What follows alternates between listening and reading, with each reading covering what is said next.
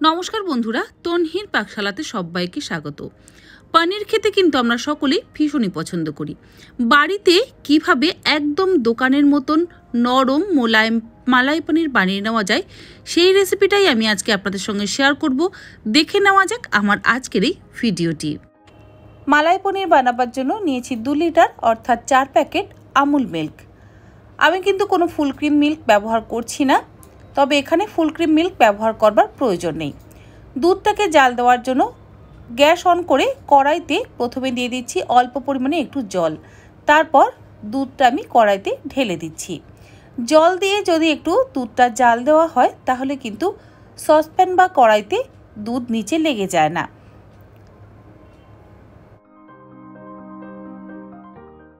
চার প্যাকেট দুধই আমি কড়াইতে ঢেলে দিলাম, তারপর গ্যাসের ফ্লেমটাকে হাইতে দিয়ে দুধটাকে জাল দিয়ে নেব। আর দুধটা জাল দেওয়ার সময় কিন্তু অবশ্যই একটু হাতা দিয়ে বা স্প্যাটুলা দিয়ে দুধটাকে নাড়তে হবে যাতে নিচে থেকে লেগে না যায়। দুধটা জাল দিতে দিতে আমি অন্য একটা বাটির মধ্যে নিয়ে নিচ্ছি 4 টেবিল চামচ পরিমাণে ভিনিগার। আমি ছানাটা বা দুধটা কাটাবো ভিনিগার দিয়ে। আপনারা চাইলে কিন্তু ছানা কাটানোর পাউডার বা পাতিলেবুর রস বা টক দই দিয়েও ছানাটাকে কাটিয়ে নিতে পারেন। 4 টেবিল চামচ ভিনিগারের মধ্যে আমি দিয়ে দিচ্ছি 3 টেবিল চামচ পরিমাণে নর্মাল জল। ভিনিগারটাকে জল দিয়ে একটু ডাইলুট করে নিতে হয়।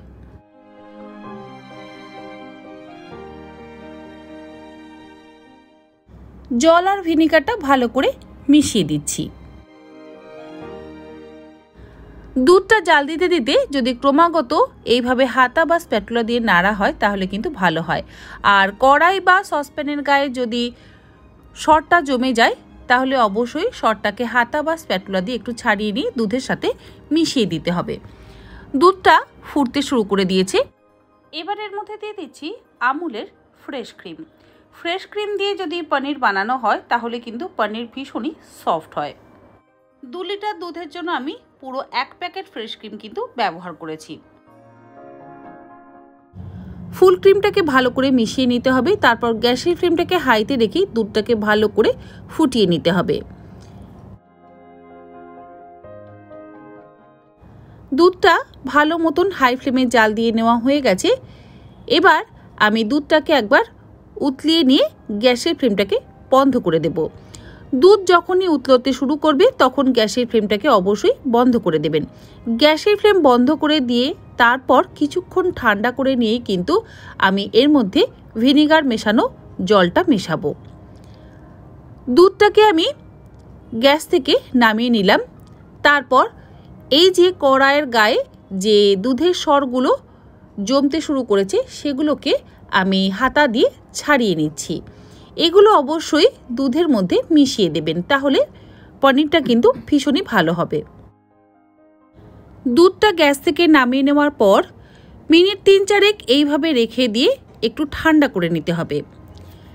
একদম যে ধোঁয়া ওঠা গরমটা রয়েছে সেটা একটু কম করে নিয়ে তারপরে আমি ভিনিগার মেশানো জলটা এর মধ্যে মেশাতে থাকবো। মিনিট 3-4 পর অল্প অল্প পরিমাণে ভিনিগার মেশানো জলটা আমি এই দুধের মধ্যে দিতে থাকবো আর ক্রমাগত নাড়তে থাকবো। অল্প অল্প পরিমাণে ভিনিগার মেশানো জল দিয়ে ক্রমাগত নাড়তে নাড়তে কিন্তু ছানা আর জল আলাদা হয়ে যাবে। আরও একটু ভিনিগার মেশানো জল আমি দিচ্ছি, আবার হাতা দিয়ে দুধটাকে নাড়তে থাকছি। আমি যে পরিমাণ ভিনিগারের মধ্যে জল মিশিয়ে ছানাটাকে কাটাতে শুরু করেছি সেই পরিমাণ ভিনিগারের মধ্যে জল মিশিয়ে যদি আপনাদের ছানা ঠিক মতো না কাটে তাহলে আপনারা আরও একটু ভিনিগার অবশ্যই মিশিয়ে নিতে পারেন, কিন্তু কখনোই এই দুধটাকে গ্যাসে জাল দিয়ে আপনারা ছানাটা তৈরি করবেন না। যদি আবার হিট পায় তাহলে কিন্তু ছানা বা পনির শক্ত হয়ে যায়। দেখুন ধীরে ধীরে ছানা কিন্তু কাটতে শুরু করে দিয়েছে। ছানা আর জল আলাদা হয়ে গেছে। আমি কিন্তু আর কোনো রকম হিট এর মধ্যে দিইনি। দুধ যে পরিমাণে গরম ছিল তাতে আমি যে পরিমাণ ভিনিগার ব্যবহার করেছি তাতেই আমার ছানা তৈরি হয়ে গেছে। দুধ যখন জাল দেবেন সেই সময় কখনোই পাতিলেবুর রস বা ভিনেগার ব্যবহার করবেন না, তাহলে ছানা বা পনির যেটাই বানাবেন সেটা শক্ত হবে। সম্পূর্ণ ভিনেগার মেশানো জলটাই আমি এর মধ্যে দিয়ে দিলাম। এবার দেখুন আমাদের পারফেক্ট ছানা তৈরি হয়ে গেছে। এবার এই ছানাটাকে আমি ছেঁকে নেব। ছানাটা ছাঁকবার জন্য একটা বড় পাত্রের মধ্যে একটা বড় সাইজের ছাঁকনি বসিয়ে নিয়েছি, আর ছাঁকনির ওপর একটা পাতলা সুতির কাপড় রেখে দিচ্ছি। তারপরে আমি সমস্ত ছানাটা ঢেলে নিচ্ছি।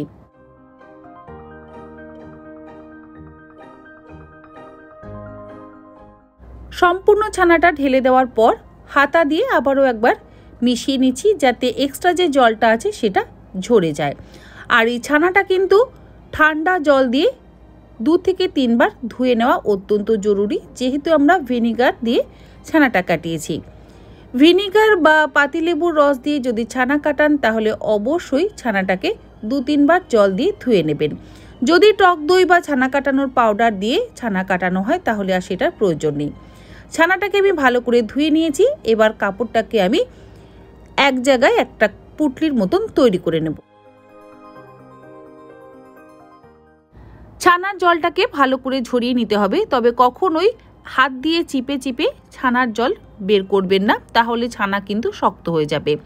চাইলে আপনারা এই কাপড়টাকে পুটলির মতন করে কোথাও বেঁধে ঝুলিয়ে রাখতে পারেন, তাহলেও ছানার জল ঝরে যাবে।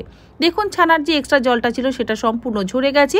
এবার আমি পনিরটা তৈরি করবার জন্য এইরকম একটা আটা বা ময়দা চালার চালনি নিয়েছি, আর নিচে একটা বড় স্টিলের থালা রেখেছি। আপনারা যে কোনো স্টিলের থালা বা আটা ময়দা চালার চালনি নিতে পারেন। এবার ছানার যে পুটলিটা ছিল সেটা আমি আটা বা ময়দা চালার চালনির উপর রেখে দিলাম। তারপর এই ওপরে যে পুটলি মতন করে রেখেছিলাম সেটাকে একটু খুলে দিতে হবে, যাতে পনিরটা একদম সমানভাবে তৈরি হয়। কাপড়টাকে খুলে নিয়ে এইভাবে ওপর থেকে জাস্ট বিছিয়ে দিতে হবে, আর হাত দিয়ে চেপে বাকি যে এক্সট্রা জলটা আছে সেটাকেও আমি ঝরিয়ে নিচ্ছি। কাপড়টা দিয়ে ছানাটাকে ভালো করে মুড়ে দেওয়ার পর এবার একটা ভারী কিছু দিয়ে এর ওপর চাপা দিয়ে দিতে হবে। আমি আমার রুটি বেলার পাথরের চাকিটাকে এর ওপর চাপা দিয়ে দিলাম। আপনারা চাইলে কিন্তু শিল দিয়েও চাপা দিতে পারেন। আর 1 থেকে 1.5 ঘন্টা চাপা দিয়ে রাখতে হবে। 1.5 ঘন্টা পর আমি ভারী ওজনটাকে এর ওপর থেকে উঠিয়ে নিলাম। দেখুন কতটা পরিমাণে এক্সট্রা জল বেরিয়েছে, আর আমাদের পনির কিন্তু একদম পারফেক্টভাবে সেট হয়ে গেছে। যে এক্সট্রা জলটা ছিল সম্পূর্ণ জলটা ঝরে গেছে, আর পনির কীরকম পারফেক্ট সেট হয়েছে সেটাও আমি আপনাদেরকে দেখিয়ে দিচ্ছি। আমাদের মালাই পনির একদম তৈরি। খুব ভালোভাবে কিন্তু পনিরটা সেট হয়েছে। আমি এবার কাপড়টাকে খুলে নিচ্ছি।